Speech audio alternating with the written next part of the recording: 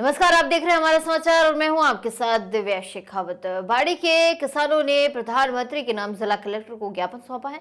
दरअसल बाड़ी रेलवे विभाग द्वारा आमान परिवर्तन योजना के अंतर्गत बाड़ी में किसानों की कृषि भूमि अर्जित की जानी है, जिसे लेकर बाड़ी के किसानों ने कलेक्टर धौलपुर को प्रधानमंत्री के नाम ज्ञापन दिया।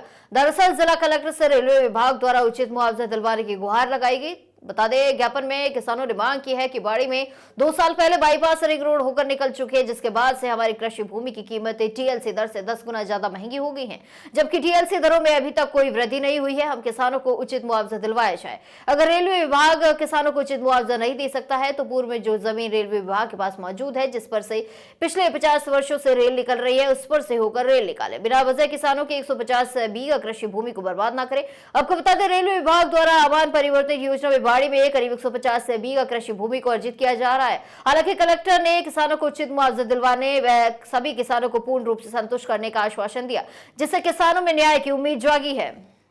हाँ, श्रीमान जिला कलेक्टर महोदय, धौलपुर, राजस्थान।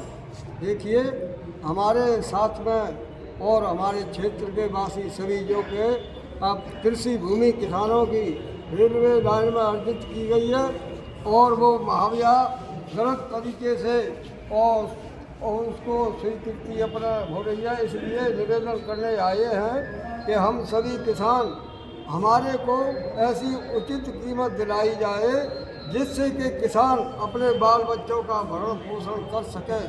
और आपसे निवेदन करने आए हैं और श्रीमान जी से ये भी निवेदन कर रहे हैं हम, अगर हमारी उचित कीमत नहीं मिली तो वहाँ मौके पर धरना चलाएंगे और शायद आपको भी कुछ ज़्यादा पड़ेगी।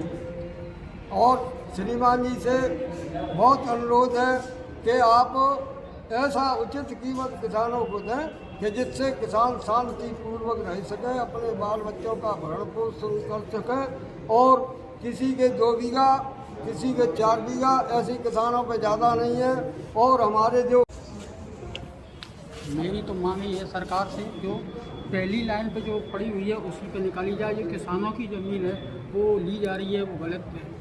और उनको अगर ली जाए तो उसका मुआवजा जितनी किसान के हिसाब से मिलता है वो मिलना चाहिए। जो आज के टाइम में जो किसान है वो परेशान है, वो उनकी जो उसी से बच्चों का पालन कर रहा है, वही अगर ज़मीन चली जाएगी तो किसान मरने की नौबत है।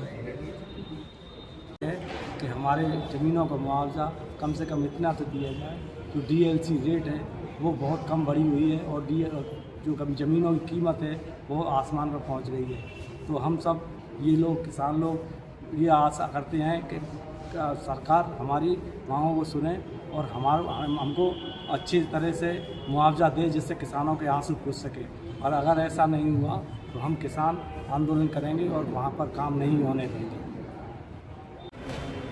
आज धौलपुर कलेक्ट्रेट पे ये बाड़ी से काफ़ी तादाद के अंदर किसान आए हुए हैं।